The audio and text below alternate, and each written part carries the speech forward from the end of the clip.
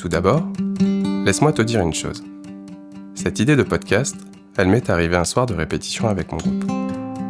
J'étais parti fumer une cigarette par une belle nuit étoilée, des rêves le plein à la tête, insouciant du travail à accomplir. J'étais prêt, moi. J'étais motivé. Motivé à devenir un musicien de renom. Après la répète, le chanteur me rejoint dehors. Il me tend une bière et s'assoit sur le muret. Il craque une allumette, inhale à plein poumon sa première taf et il me dit: Putain, t'imagines si seulement c'était notre métier? Le rêve, non? Des stades, des filles, de la notoriété. Bref, la vie de rêve, quoi. J'ai souri. Perso, je préfère le travail de l'ombre. N'ayant pas beaucoup de talent et quelque peu téméraire aux heures perdues, c'est ainsi qu'il m'est venu une idée. Un road trip. Mon road trip. Mon projet. J'ai 23 ans, j'enchaîne les petits boulots. Rien de bien original. Et aujourd'hui, s'il y a bien une chose que j'aime encore plus que la cigarette, c'est la musique. Alors je grille une énième cigarette, la guitare en main, et je joue. Mon esprit ailleurs, je cherche un sens à mon existence.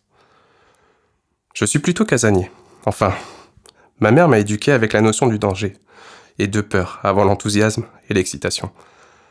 Quant à mon père, ce bricoleur aux deux mains gauches, il était collectionneur d'instruments de musique et motard dans l'âme. Mes plus vieux souvenirs c'était sur une petite Piwi, une mini-moto qu'il avait retapée de ses mains avec son ami Guy. J'en parle au passé car il n'est plus de ce monde. Cela date un peu maintenant. Nous étions en vacances, papa avait décidé de faire du canoë. La veille, de violents orages avaient éclaté dans la soirée. Le soir-là, il y avait un concours de pétanque prévu dans le village de vacances. L'humidité montait dans l'air et les haut-parleurs annonçaient la déprogrammation du concours. Nous sommes le 18 août 2004. Je ne le sais pas encore, mais c'est la dernière soirée que nous passerons tous les 5. Nous passons la soirée dans un bungalow, la pièce tamisée par une lampe de chevet, la télévision en fond, le son à peine audible à jouer aux cartes. La belle vie. Ce matin-là, je me rappelle que nous cherchions une excursion pour la journée. En vain. Tous les sites de canoë étaient en zone rouge, avec l'interdiction de pratiquer. Au chemin du retour, sillonnant le Gard, quelques centaines de mètres plus bas, nous ne doutons pas que le drame allait nous heurter de plein fouet. Nous voyons une enseigne de kayak ouverte, en vigilance jaune. Mon père regarde ma mère. Alors, qu'est-ce t'en dis? Étions-nous imprudents?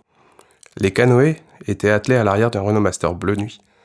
J'entends le gars dire à mes parents: soyez prudents. Avec l'orage de cette nuit, la crue et le courant sont assez violents. Vous voyez cette cascade un peu plus bas? Je vous conseille de la contourner sur le côté et de reprendre un peu plus loin par là. Habituellement, nous passons dessus, mais aujourd'hui, je vous le déconseille, c'est risqué. L'eau est calme, il fait chaud. Mon père sort le caméscope et filme le départ de mes grands frères. Moi, je n'ai que 9 ans. Je monte avec papa et maman.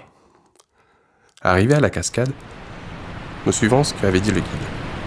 Nous descendons des canoës et contournons un pied par celle-ci. Notre père, pour blaguer, décidait de mettre à l'eau le canoë de mes 2 frères, Maxime et Gaëtan, tous deux âgés de 14 et 16 ans, et de les laisser dériver. Quant à nous 3, nous croyons que le courant nous propulserait sans effort et sans danger, mais la remise à l'eau n'est pas stable. Le courant fait renverser le canoë et nous attire sous la cascade. Je prends une respiration, j'ouvre les yeux et j'entrevois ma mère, l'espace d'une demi-seconde, crier « Clément !» et puis disparaît de ma vue. Je panique, un manège infernal commença. Les creux des vagues formaient des tourbillons.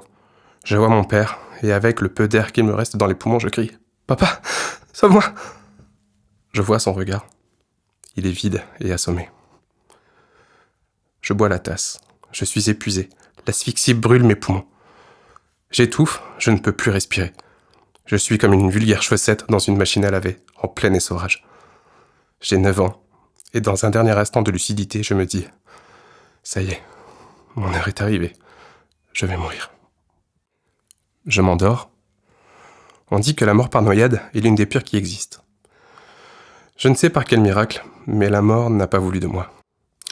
J'ai repris conscience sur le bord, sonné, mais respirant. Dans le flou le plus total, j'entends les pleurs de Gaëtan, l'inquiétude de notre mère et l'impuissance de Maxime. Quand je reprends mes esprits, j'entends le sifflement des pales d'un hélicoptère, en manœuvrant pour se poser à terre. Je m'efforce de rester éveillé. Je suis nu, exténué, mais en vie. Allongé sur un lit, dans la salle d'attente, quand je reprends mon esprit, Maxime est à mes côtés. Il prend ma main et, en garçon courageux, m'annonce la mort de papa. Il me prend dans ses bras, me serre très fort et me chuchote à l'oreille. « Je suis là maintenant. Ça va aller. Je ne t'abandonnerai jamais, je te le promets. » Je ne réalise pas ce qui vient de se passer. Je n'ai pas encore 10 ans, moi. J'ai besoin de mes 2 parents pour me construire. Le surlendemain, ma mère nous dit à tous les 3 que si nous voulions dire au revoir à notre père, cela sera la dernière fois. Je fonds en larmes, je n'ai pas les mots. Adieu, papa. Adieu.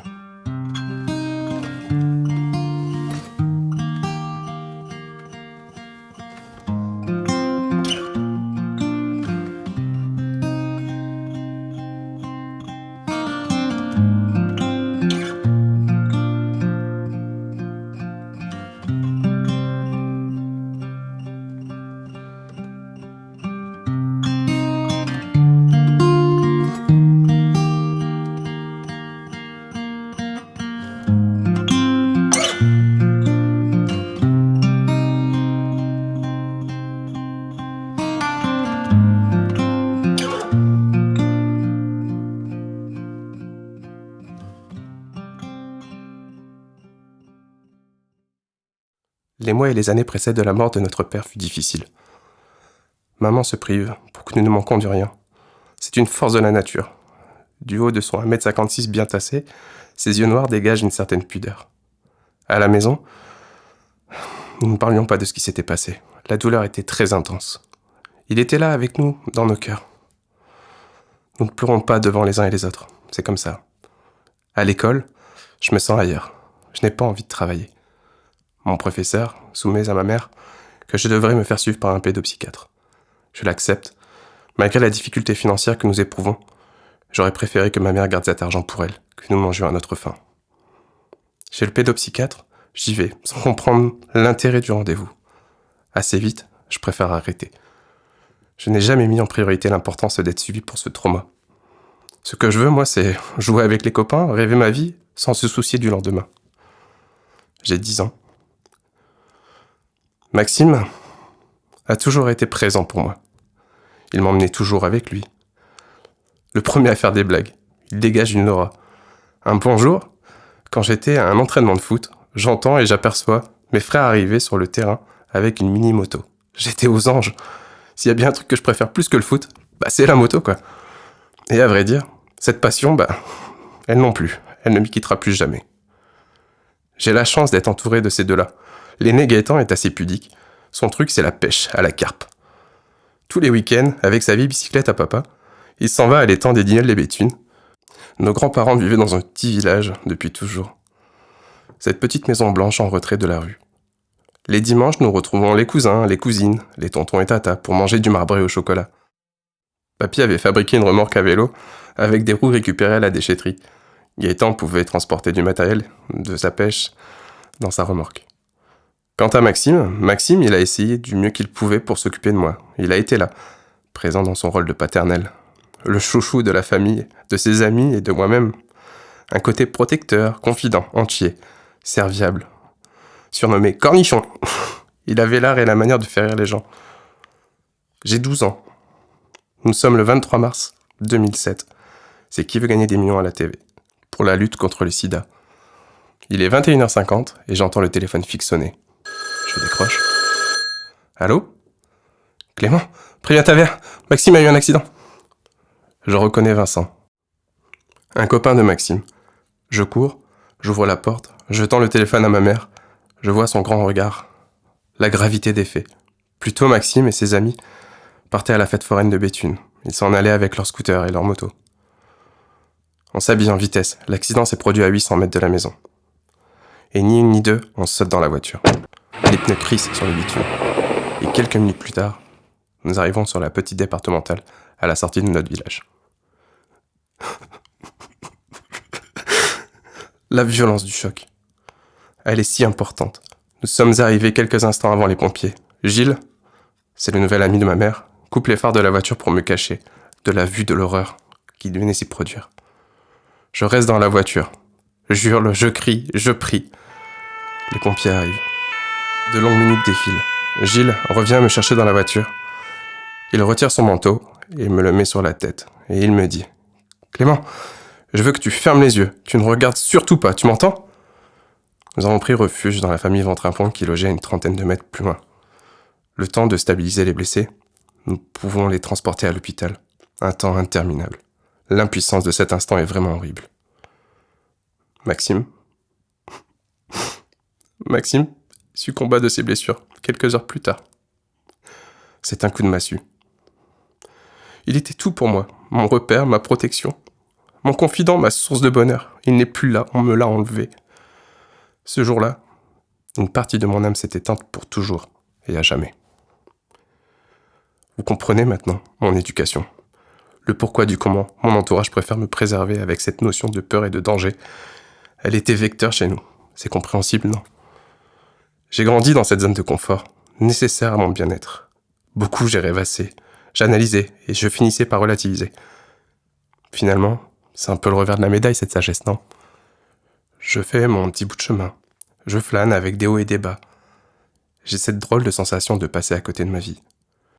Nous vivons tous cette passade. Un jour, l'envie de tout envoyer à l'air, dire merde à son patron, partir n'importe où, tant que c'est loin, loin de tout. Je ne sais pas si c'est la solution, mais j'aimais l'idée. Tous les soirs, j'ai ce rituel d'aller sur les sites de vente en ligne. Je regarde un peu les vieilleries et les motos. Les paupières lourdes. Je m'apprête à cliquer sur la croix et en peaufinant mes recherches de dernière minute, je tombe nez à nez sur une nouvelle annonce. Je ne sais pas comment l'expliquer, mais le cœur l'a choisi. Une mobilette, dit la Chaudron. J'écris un message au propriétaire et nous verrons ça demain. Il est tard. Maintenant, au dodo. Au petit matin, à peine immergé, le réflexe de ma nouvelle génération, j'active la Wi-Fi de mon téléphone et je lis « Bonjour ». Oui, elle est toujours disponible cordialement. Le rendez-vous est fixé en fin d'après-midi. Je vais à mon travail, le cœur palpitant à 100 à l'heure. L'esprit qui vagabonde, je ne tiens plus en place. Je m'y rends avec 25 minutes d'avance. J'aperçois une belle petite maison pavillonnaire en briques rouges. Par le portillon en sort un homme dégarni, aux cheveux poivre et sel, lunettes sur le nez, au guidon de cette belle mobilette. Quelle beauté! Elle n'a presque pas vieilli. L'ampoule du phare jauni par les années, d'une patine orangée, reflète les lueurs du soleil couchant. C'est celle que je souhaitais. Je m'imagine à son guidon. Cheveux au vent, un soir d'été, des odeurs de foin ou de la braise de barbecue. Je vous la prends. Ni une ni deux, me voici propriétaire de cette petite qui n'a pas encore de nom. Je prends un selfie, et le soir rentré, je mets sur les réseaux. Commençons par le commencement, baptisons-la. Je poste un selfie avec pour légende « Toi et moi, c'est une aventure naissante. Je vous présente Muriel. » Je n'ai jamais été aussi près du but. Le Clément qui rêvait sa vie va doucement prendre son envol pour vivre ses rêves. Je laisse Muriel quelques jours chez mon ami Clément. Là-bas, il y a de la place, des outils pour la bricoler, la préparer et la fiabiliser. Plus tôt, j'ai récupéré la petite remorque fabriquée par mon grand-père dans le fond du garage. C'est celle que mon frère empruntait pour mettre son attirail de pêche quand il était plus jeune. Ma capacité d'emport est plus conséquente. En revanche, est-ce que Muriel va accepter sans broncher la dureté du voyage? Je n'en sais rien. Sans savoir et sans expérience, je préfère partir surchargé et au fil des jours et des semaines, renvoyer mon encombre par colis postal. L'échéance est donnée. Je partirai dans 12 jours, à la mi-juin. Un périple de presque 5000 km, sous 120 jours. Une moyenne de 40 km par jour. Ça me laissera du temps pour jouer de la musique, rencontrer les locaux, visiter mais aussi flâner et ne rien faire. Je savoure cet instant de bonheur, l'enthousiasme à l'intérieur de moi est à son comble. C'est donc ça la porte du bonheur? 7 jours avant le départ, les derniers préparatifs sont terminés. J'ai fiabilisé la mob, j'ai fait sa com sur les réseaux et je suis prêt. Ou presque. Il me restait une tâche et pas des moindres. Dire à mes parents que je partais pendant 4 mois, Alors un soir, lors du dîner, j'ai pris mon courage et je me suis lancé. J'ai lu au travers des yeux de ma mère sa peur, le regard de l'abandon, ses yeux, noisettes larmoyants, comprenant que son petit dernier grandissait. Nous nous enlaçons si fort, comprenant l'importance pour moi de faire cela. Je privilégie ce temps en restant pour profiter de ma famille et de mes amis. Nous buvons quelques coups, tels des matelots partant à l'expédition, pour l'autre bout du monde. Entremêlant l'envie et le stress, le questionnement, juger le pour et le contre se fait ressentir quelques heures avant le départ. Elle s'intensifie, d'heure en heure, minute après minute. Je suis prêt à embrasser l'inconnu. 15 juin, le jour J, 8h30 pétante. Je prends un café, jelly, le bus et je pars chercher Muriel chez Clément. J'attelle ma remorque, je mets les extenseurs et je mets son double de clé dans sa boîte aux lettres. Spotify, check. GPS, check. J'enfile le casque au bol et mes lunettes de soleil, puis je prends un selfie. J'attache le téléphone sur son support et pour les premiers tours de roue, j'entends « Here comes the sun ». La musique parfaite pour débuter ce trip. Je voulais rattraper la côte normande par la Picardie, à Saint-Valery-sur-Somme, plus exactement. Son train, d'une autre ère, alors que je longeais sa baie, une vaste étendue sableuse de petits bateaux échoués par la marée. Une brise soufflait, l'air iodé me laissait les prémices d'un voyage que je ne plus l'imaginer. Alors que je prenais de la hauteur par le sentier, à la pointe de celle-ci, j'ai trouvé un havre de paix. Perché là-haut, la chapelle de Saint-Valery, bénissant les marins qui naviguaient sur ses eaux. Damiers de pierres blanches et de briques rouges, il s'y dégage une aura. Alors, j'ai sorti Jelly et j'ai laissé mon subconscient s'exprimer.